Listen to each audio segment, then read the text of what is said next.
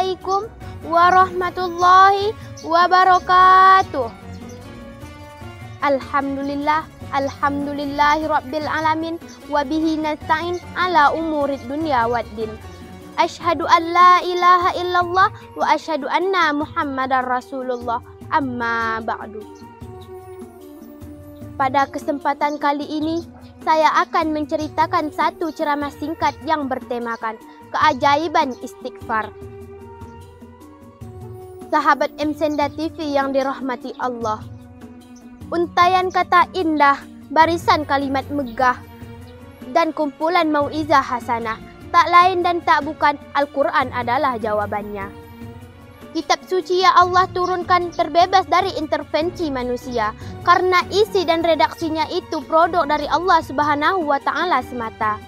Al-Quran Surah Az-Zariyat ayat ke-18, Allah Subhanahu wa Ta'ala berfirman, A'udzu billahi minasyaitonir rajim.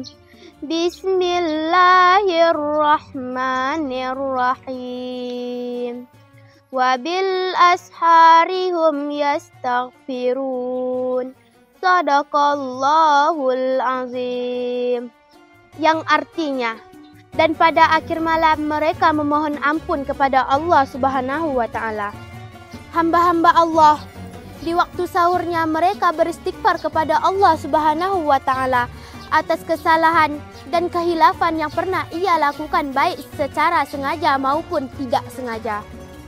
Sahabat M-Senda TV dimanapun berada, manfaat istighfar yang selama ini kita ketahui, Allah akan mengampuni dosa dan kesalahan kita.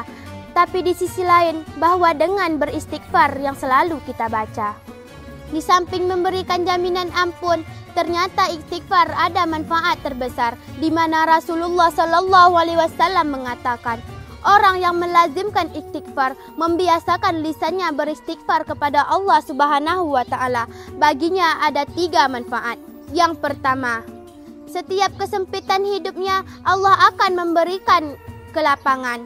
Yang kedua, setiap masalah kehidupan Allah akan memberikan jalan keluar yang terbaik. Yang ketiga, setiap orang-orang yang beristighfar kepada Allah Subhanahu wa Ta'ala, Allah akan menabur rezeki dari jalan yang tidak disangka-sangka. Oleh karena itu, marilah kita sama-sama beristighfar kepada Allah Subhanahu wa Ta'ala, agar rahmatnya senantiasa terlimpah kepada diri kita. Demikian yang bisa saya sampaikan. Saya akhiri. Wabillahi taufik wal hidayah. Wassalamualaikum warahmatullahi wabarakatuh.